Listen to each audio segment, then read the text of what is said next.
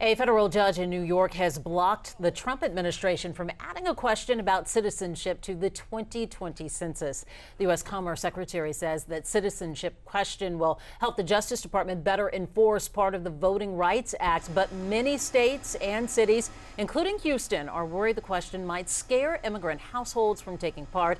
Adam Bennett breaks down the potential impact. Let's be real. On the surface, this is not an exciting topic, but it's one that experts tell me is critically important, especially in a state with nearly 5 million immigrants, with an estimated 2/3 of those non-citizens. So what exactly is at stake here?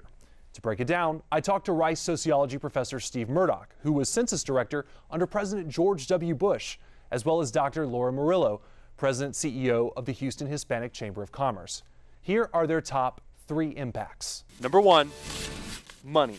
Dr. Murillo says an inaccurate count could cost Houston $6 billion over the next decade.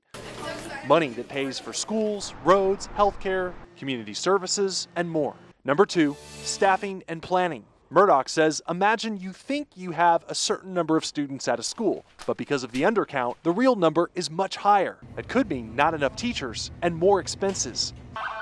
For law enforcement, Murdoch says that could mean not enough officers to patrol a given area. Finally, number 3, representation.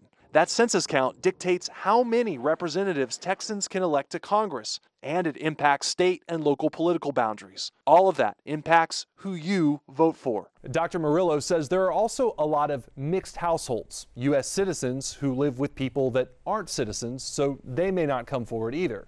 And even without the citizenship question, Dr. Murillo thinks that Hurricane Harvey displacement and fewer workers going door to door could make the 2020 count the toughest one yet. Back to you. All right, thank you, Adam.